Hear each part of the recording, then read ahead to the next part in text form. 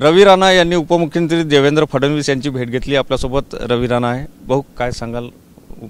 फडणवीस साहेबांची भेट घेतली तुम्ही, काय नेमका विषय होता? बाबा, ते आमचे नेते आहे, मी नेहमीच भेटतो त्यांना विकास कामासंदर्भात, कुठल्याही राजकीय याच्यावर नेहमी भेटी होतात आमच्या। तर त्यांनी बोलवला, त्यांचा आदेशाचं पालन आणि त्यांच्या भेटी ह्या मी 12 वर्षाहून त्यांच्यासोबत आहेत, नेहमीच भेटतो। भेटावंच लागते, राजकीय काही गोष्टी असतात, काही विकासाचे कामं असतात, काही बाकीच्या भविष्यातल्या वाटचाली असतात, त्या संदर्भात भेटलो।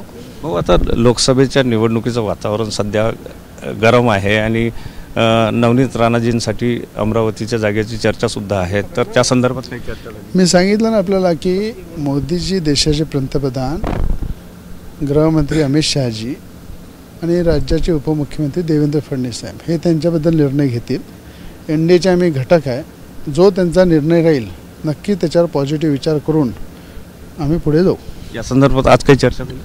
खूप काही चर्चा झाल्या, पण सांगणार नाही। नक्कीच खूप काही चर्चा झाली, परंतु सांगणार नाही असं सांगतात आहे। मात्र ते आमचे नेते आहे आणि त्यामुळे आम्ही भेट घेतली असं रवी राणा यांनी स्पष्ट केलं आहे। कॅमेरामन साईसह सुनील लगे, TV9 मराठी, नागपूर।